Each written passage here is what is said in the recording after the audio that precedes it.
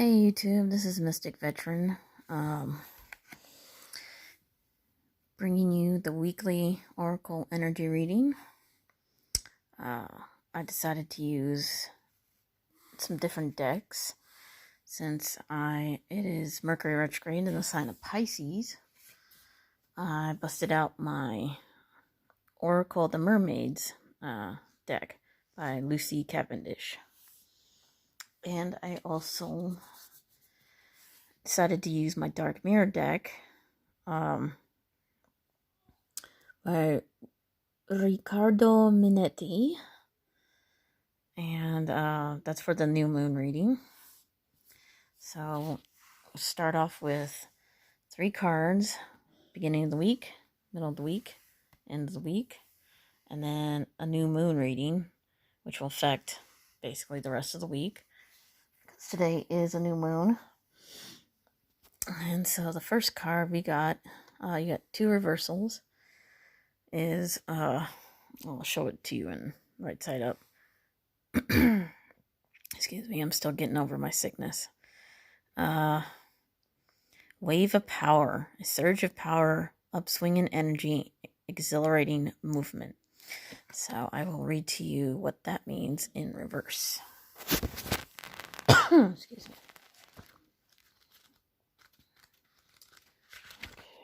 Okay.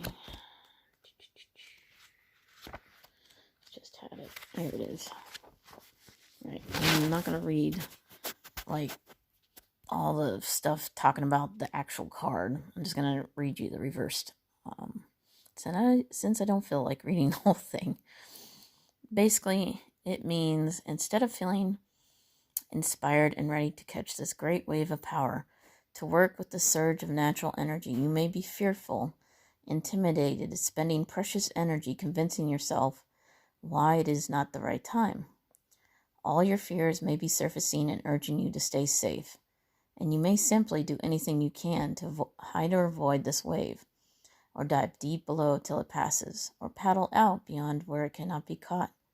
You may also feel it is inevitable that anything this powerful will harm you, but the truth is, these are excuses. It is time to turn, to paddle hard, and to catch the wave. Work through the fears and know that they serve you not at all.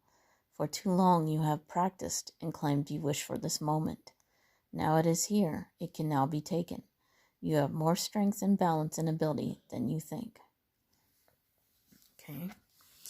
And then the next card in reverse is these 2 mermaids. Telepathy, nonverbal communication, energetic pulses, mind reading. And it too is reversed, middle of the week. Let's see. So, getting straight to the point. Today, we humans have withdrawn so much of what remains of our energetic system and shut ourselves down. Often we fail to protect ourselves.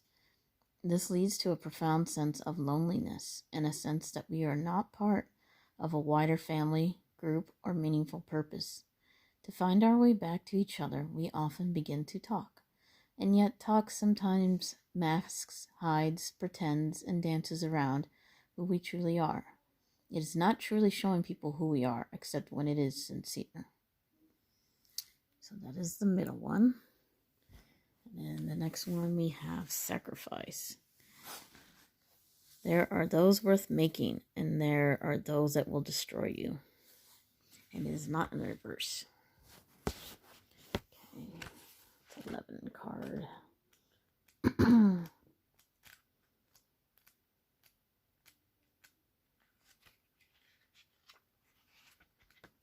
Okay, so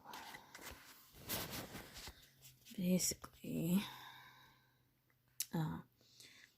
you may be contemplating doing something that is a hardship or giving up something that is precious to you in order to demonstrate how important a third option is to you. Remember to make the choice to sacrifice, and that by doing so, you have made what has been offered up holy and made more sacred the goal you are questing for. Make your sacrifices, wise ones. and be sure to decide whether the sacrifice is the best path. Sometimes people make what they think are sacrifices because they feel others will view them in a certain way, and by doing so, they can become martyrs and wish only to be viewed as good. Remove this from your thinking. See whether you truly wish one thing or another, and then you make the choice, and it is freely given. Then you have truly made something sacred. The whole process has become divine in its nature, and the reward is in the space and clearing you have created, into which the great good can be poured. You will be blessed, for you have blessed the world with your offering. So let me do a quick, here, flip these over real quick. So basically in the beginning of this week, it is a new moon, and that means it will be growing to a full moon soon. So basically at this time, there's a bunch of stuff that's building up and about to come to fruition. Power, energy, whatever you want to call it.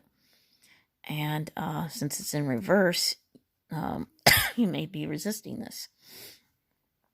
So whatever you feel building up, whether it's creativity or energy to get out and go do stuff, don't resist it. I know you're in the beginning of the week, it's going to be like this, where you feel like, oh God, it's Monday and I don't want to do anything, but I have to do stuff. And, there's a lot that's going to be happening because spring is coming and there's energy in the air. There's spring storms. There's, new things starting again, and you can feel it in the air. It's like you can feel I won't say tension per se, but you can feel the surge of energy in the air because, things change. It's seasonal. So instead of resisting, try to ride that wave, like you're surfing a wave. You grab hold of it and you ride it, figuratively speaking. Go with the flow. There you go. Go with the flow because it's Mercury retrograde, so everything's going to be topsy-turvy. So when things happen, just kind of go with it. You can't fight it. It's going to happen regardless. So go with the flow, beginning of the week. So middle of the week, you have these two mermaids that are forming a heart. This might have to do with, excuse me, relationships, family, friends. It's coming back. Sorry. But you may feel disconnected from them in the middle of this week. It is Mercury retrograde once again. So you're going to have miscommunications with loved ones, family, and friends. You're going to feel disconnected. You're not going to be on the same level with them. You're going to feel like, you can't connect with them whatsoever. When you usually can read their mind or, feel their energy and stuff like that, without them saying anything, it's going to feel kind of disconnected during Mercury retrograde. And it's a temporary thing, so it's not going to last long, obviously. There may be fights that break out. That's also, another thing that happens during Mercury retrograde because of miscommunications. So be careful in the middle of the week. Be careful what you say. Don't take things too personally. Know that some people say things without, thinking first, and they may just blurt it out and they may regret it later. Don't be one of those people. Later on, like after Mercury retrograde settles and goes direct, you may actually get an apology from that person. But if it is you, make sure that you apologize. You can blame your moods and stuff on Mercury retrograde all you want, but just know that because it's Mercury retrograde, you just want to watch what you say because you don't want to hurt the ones you love. So, and at the end of the week, seems like we're going to have to make some sort of sacrifice. This can be emotional, physical, spiritual. Maybe you're trying to sacrifice something because you can't afford it no more. Or maybe you want to get rid of some things because spring cleaning, and it's almost spring and people are getting the urge to start cleaning out their house. And it's okay to sacrifice some things as long as you know that they're, say you're giving up some stuff to Goodwill. It's going to a better place. That's just an example.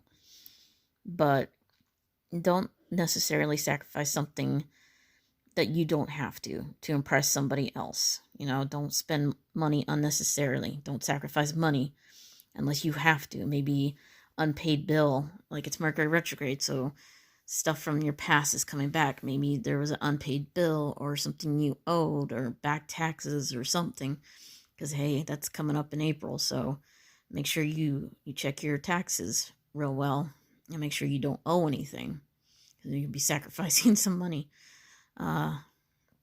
You can always sacrifice, only sacrifice something if it makes room for something new, and it doesn't hurt anybody, and it doesn't hurt you, and it benefits somebody else. That's the only time you should sacrifice. Do not sacrifice anything if it's just to impress somebody. You might regret it later. So just be like the card says, be wise when you're making sacrifices. Sometimes we do have to sacrifice because we have no other choice. Like, I sacrifice cable because there's no way to get cable in my apartment. So I stuck with internet because I do need internet because I have college. So I sacrificed my cable, but I saved money. So it was a good sacrifice. So just think about it like that. Think about it before you get rid of it, before you sacrifice it. Is it going to make room for something new? Is it going to make somebody else happy? Will it make you happy? Will it make your life better? Think about that before you make a sacrifice. And then finally, we have the card Obsession from the Dark Mirror deck. Now this is a new moon energy affecting us until the full moon. So let me grab that. Alright, Obsession. Alright. So, we chase comets and mirrors and shadows. Sometimes we actually chase cars, or miss. Obsession is a trick of our perception. Many become one, and that one bloats as to take everything else. It feels like it, whatever it is, an idea, a person, an objective, flavors our life and gives meaning to it. As all the light through a lens, it converges on a single point, and that point goes ablaze under the greatest fire. But in truth, more than enacting our life, it numbs our attention to the rest. It makes us feel more awake by hiding the rest of the world under a cloud of slumber.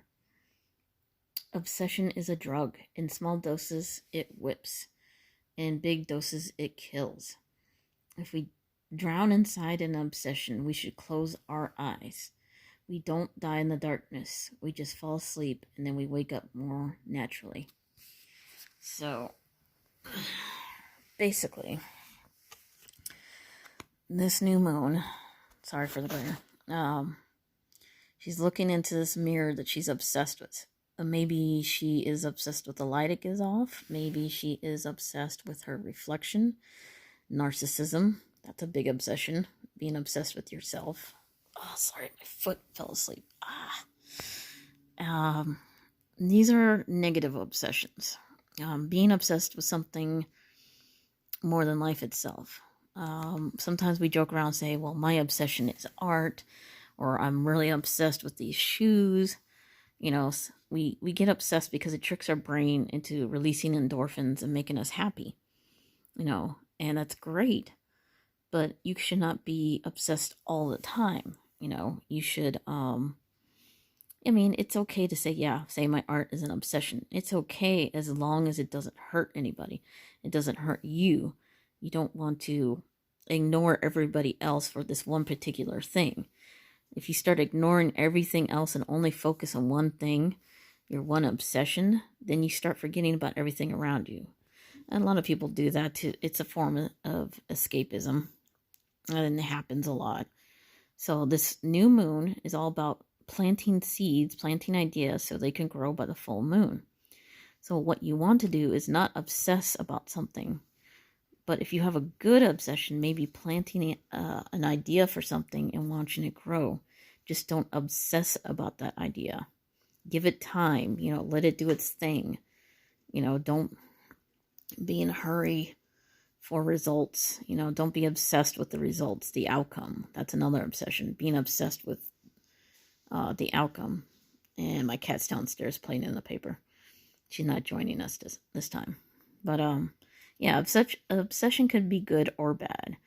You can be obsessed with helping people, but don't neglect yourself. You can be obsessed with art, but don't be so consumed by it that you forget to do other things like buy food and forget your friends, you know, and shut out the world. Now, learn to manage your obsessions and don't let them take over your life.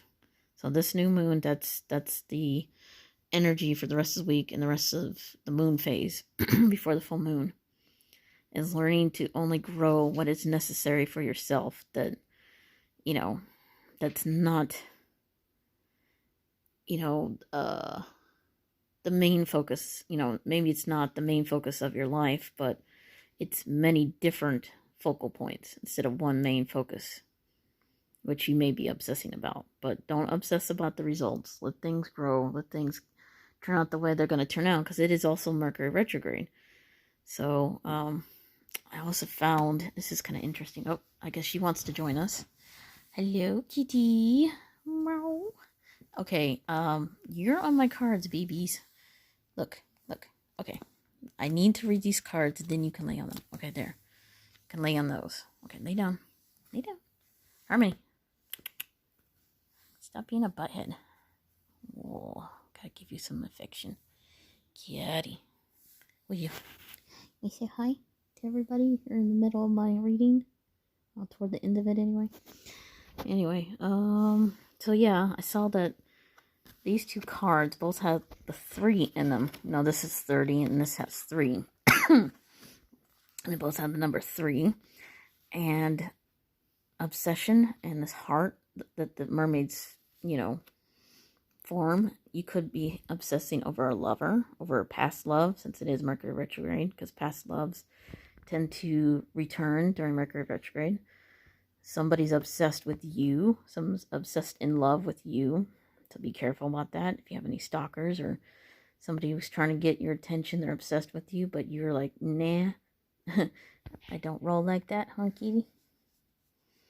So be careful of obsession of the heart. Somebody who's obsessed with you being obsessed with somebody. Yeah, so middle of the week, those two kind of like mirrored each other. So be careful of your obsessions. Don't let them get you carried away. Don't get carried away by them. Focus on more than one thing. I mean, you focus on work, that's okay, but don't be obsessed by it.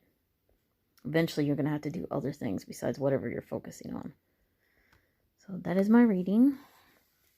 My cat says hello and goodbye. I had to pull that thing from your face, kitty. I'm sorry. Yes, it's okay. And if this resonated with you, great. If you did or did not, doesn't matter. It's just a general oracle reading. Please tell me in the comments what you thought about it. Please thumbs up, like, and share with others, please, if you can. Spread the word about my tarot readings. And, of course, my kitty cat Harmony, my familiar. And, yes, somebody just whispered 420. That's so funny. But, yeah, I hope you guys have a good rest of your Sunday. And I will chat later. Bye.